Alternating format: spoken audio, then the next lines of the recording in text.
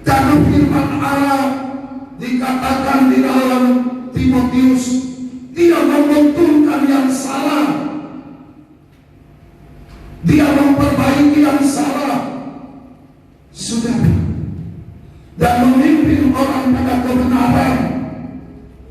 Itulah firman Allah. Supaya apa? Supaya kita yang hidup di dalam kebenaran dengan bertobat. Saya memahami ini. Kedua, mengapa kita harus bertobat? Kisah 3 ayat 19.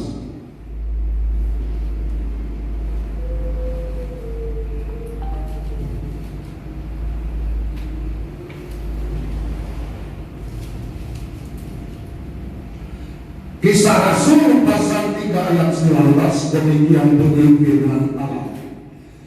Karena itu, sadarlah dan bertobatlah supaya dosamu dihapuskan. Amin. Jadi inilah Tuhan datang untuk memanggil orang berdosa supaya bertobat, supaya apa? Dosamu dihapuskan. Haleluya. Itu yang penting. Kalau kita bertobat, kita meninggalkan semua perbuatan yang tidak benar, perbuatan yang melawan firman Allah, hidup di dalam dosa kita tinggalkan, kita bertobat, maka firman Allah katakan dosamu dihapuskan. Haleluya. Waktu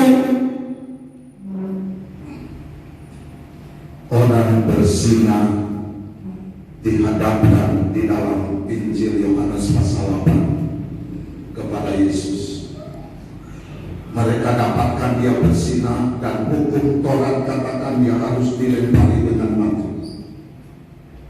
Lalu Yesus katakan kepada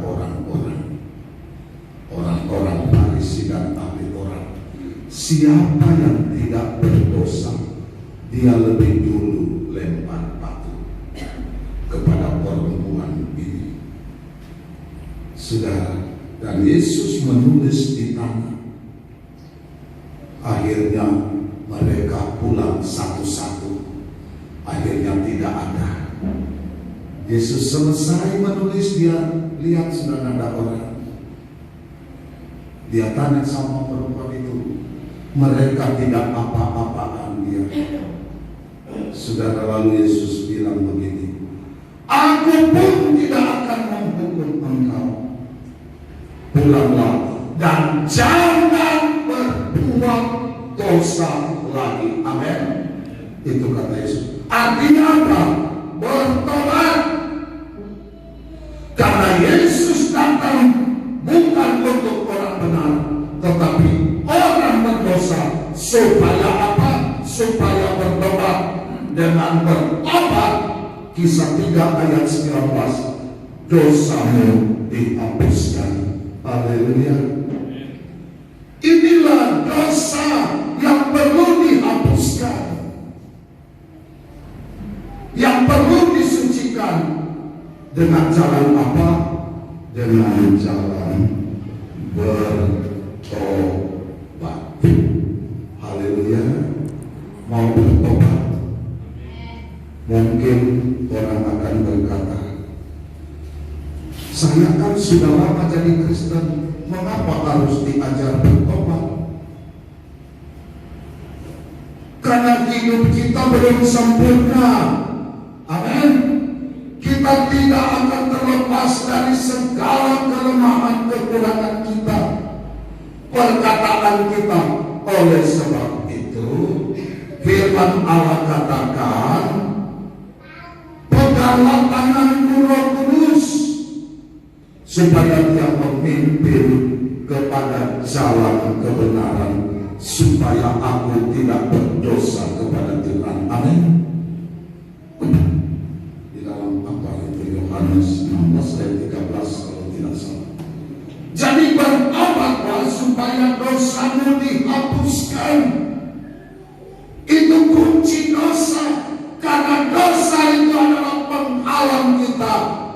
dalam kita membangun hubungan dengan Allah. Amin.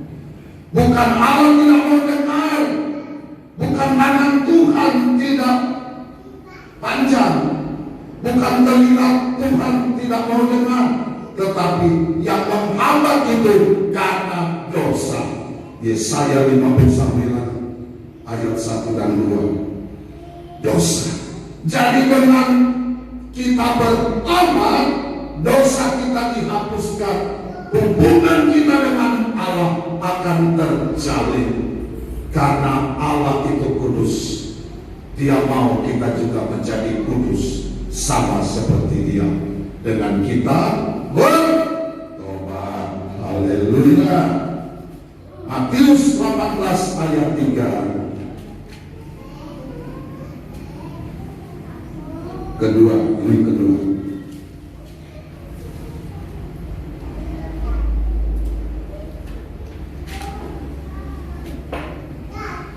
Lalu berkata, aku berkata kepadamu, Yesus bilang ini, sesungguhnya jika kamu tidak bertobat dan menjadi seperti anak kecil ini, kamu tidak akan masuk ke dalam kerajaan surga. Yesus bandingkan dengan anak kecil. Kenapa? Anak kecil itu selalu dia jujur. Amin. Oleh sebab itu jadi anak kecil. Tapi kalau anak kecil sudah diajar-ajar, ya saya tidak tahu. Kalau anak kecil pada umumnya dia jujur, dia selalu benar. Tapi saya katakan kalau anak kecil itu sudah diajar-ajar nak benar, dia seringkali terpengaruh. Karena ada satu cerita, ada orang datang cari mamanya, cari ibu ini. Datang, anak kecil ini sudah dipesan oleh ibunya, Dek, kalau ada yang datang bilang mama gak ada. Dia sudah pesan ini, mama gak ada. Jadi ini adik dia diam. Lalu ada yang datang, tok. Ini anak ini kecil.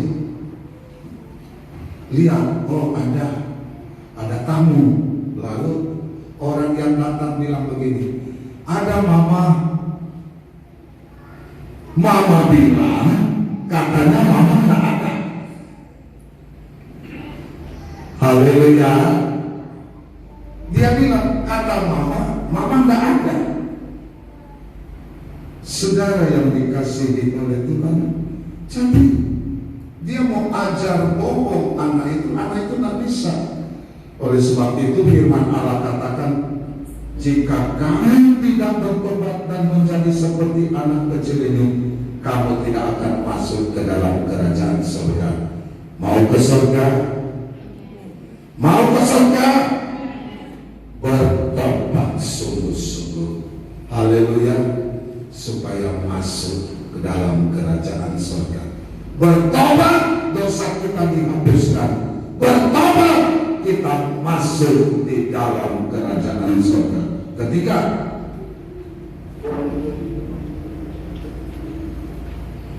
Lukas 16 ayat 30.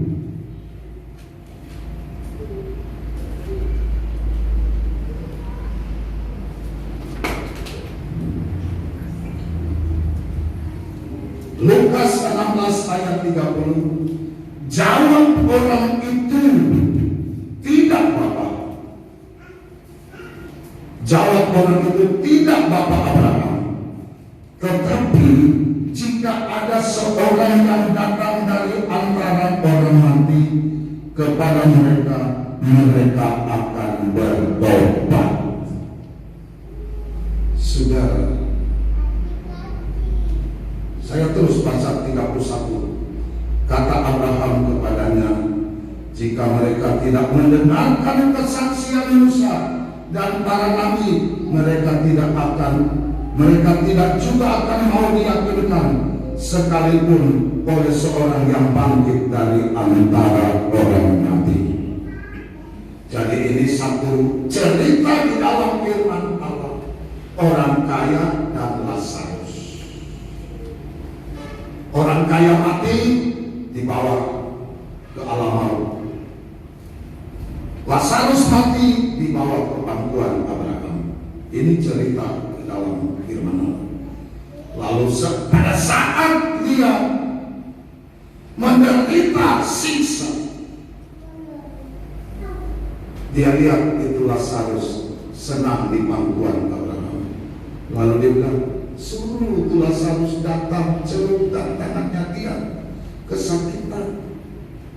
Jawab Abraham, antara kami dengan kamu terjadi jurang yang tidak bisa diseberangi. Lalu si orang kaya ini yang tadinya Lazarus datang gak mau peduli, kan dia gak mau peduli. Lazarus yang miskin dia gak mau peduli. Sekarang setelah mati, Lazarus ada di pangkuan Abraham, dia ada di dalam api yang dahsyat. Dia minta tuh Lazarus datang celupkan tangan di lidahnya. Saudara, ini satu pelajaran bagi kita. Sebelum hal itu terjadi, Tuhan bilang bertobat supaya dosamu dihapuskan. Bisa bilang? Lalu dia bilang, nah kalau begitu supaya saudara-saudaranya masih banyak di sana, pergi Lazarus, beritakan supaya mereka jangan masuk di tempat saya ini. Saudara, jadi tujuan dari orang kaya ini supaya Lazarus pergi bersaksi, supaya bertobat. Tetapi Abraham bilang, jika mereka tidak mendengarkan kesaksian Musa, yaitu hukum Taurat dan para nabi, para kitab nabi yang ditulis, mereka juga tidak mau diyakinkan. Saudara yang dikasih, jadi firman Allah itu, kitab Taurat, kitab para nabi, kalau kesaksian mereka, firman Allah yang ditulis mereka, kita lakukan, kita akan diselamatkan. Bisa diamin? Jadi ini tujuan dari orang kaya, bertobat orang mati, supaya mereka jangan kesana seperti dia. Tidak mungkin. Ada firman Allah yang harus kita lakukan, karena firman Allah itu ya dan amin. Firman Allah itu adalah Allah itu sendiri yang akan menuntun kita kepada tujuan kehidupan yang kekal, keselamatan yang kekal. Bisa dilakukan. Yang kelima, lama kok, jadi jangan masih boleh pilihku. Wahyu 3 ayat 19.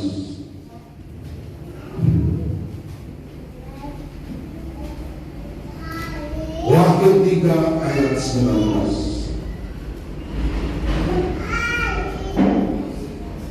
Barang siapa ku kasihi, ia ku tegur dan ku hajar. Sebab itu relakan hatimu dan bertobatlah. Haleluya. Jadi tujuan Tuhan mengasihi kita, dia tegur, dia ajar. Tapi yang penting hati ini rela, amin, menerima teguran Tuhan lewat firman Allah.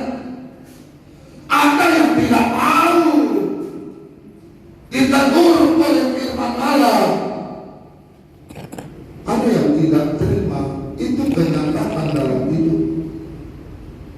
Oleh sebab itu firman, relakan hatimu. Yang penting hati ini rela. Amin. Puji Tuhan.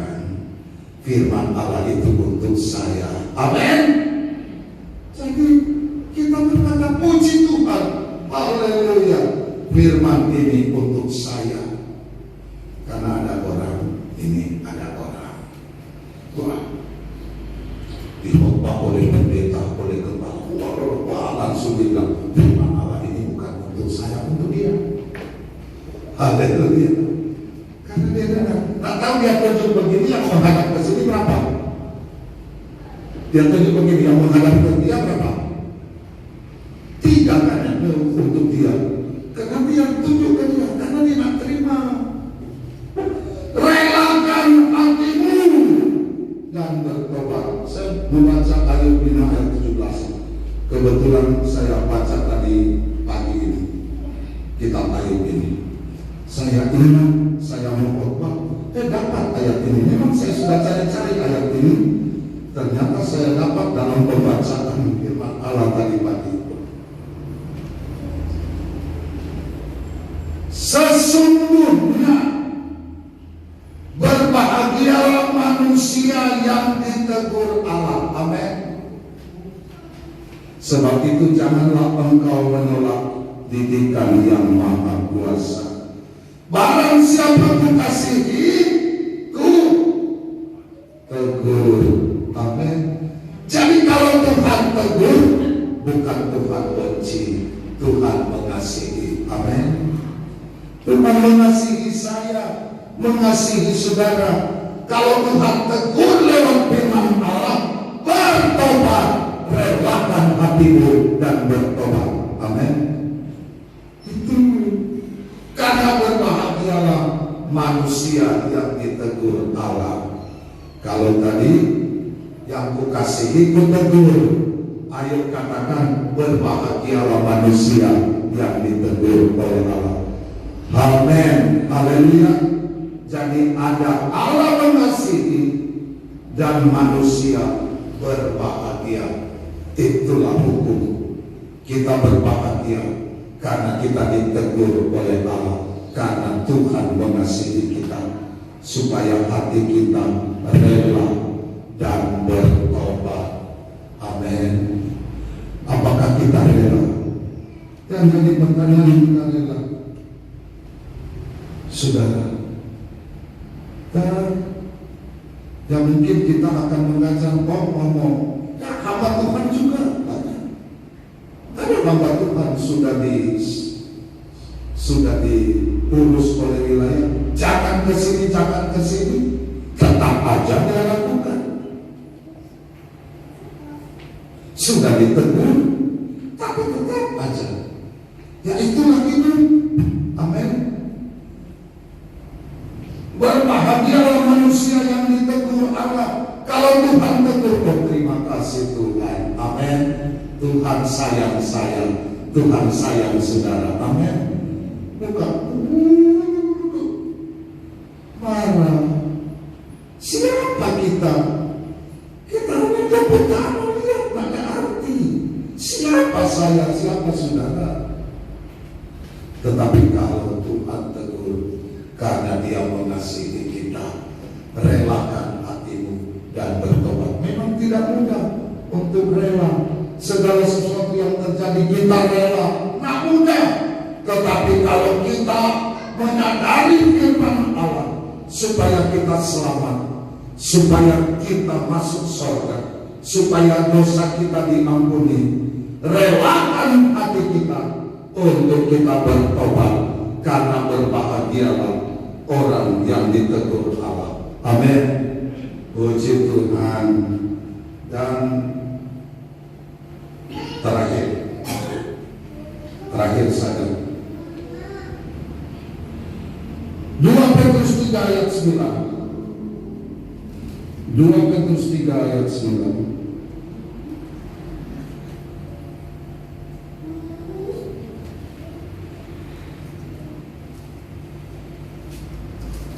Tuhan tidak lalai menepati janjinya, sekalipun ada orang yang menganggapnya sebagai kelalaian. Tetapi Ia sabar terhadap kamu, karena Ia menghendaki supaya jangan ada yang binasa, melainkan supaya semua orang berbalik dan bertobat. Bisa bilang amin. Allah tidak ingin kita binasa. Panjang sabar Allah. Dia sabar kepada kita karena Dia ingin kita selamat, tidak binasa. Itulah kasih Tuhan. Panjang sabar Allah. Dia sabar terhadap kamu karena Dia menghendaki supaya jangan ada yang binasa. Allah tidak mau kita binasa. Setan yang mau menghancurkan kita supaya kita binasa. Nafsu daging, kehidupan daging yang membuat kita binasa. Tetapi Allah yang kita sembah tidak ingin kita binasa. Dia mau kita berbalik dan bertobat supaya kita selamat dan masuk di dalam kerajaan Allah. Amin. Jadi itu tujuan Tuhan. Ya tadi saya bilang saya mau baca, tapi saya baca aja.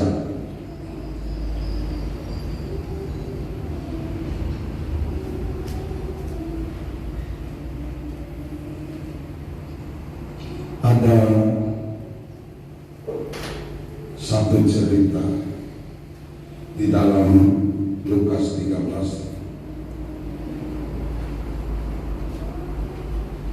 Lukas 13 ayat 3. Sebenarnya ayat ini saya mau baca, tetapi saya baca saja karena Tuhan bilang Dia tidak ingin kita binasa, supaya kita bertobat, berbalik kepadanya.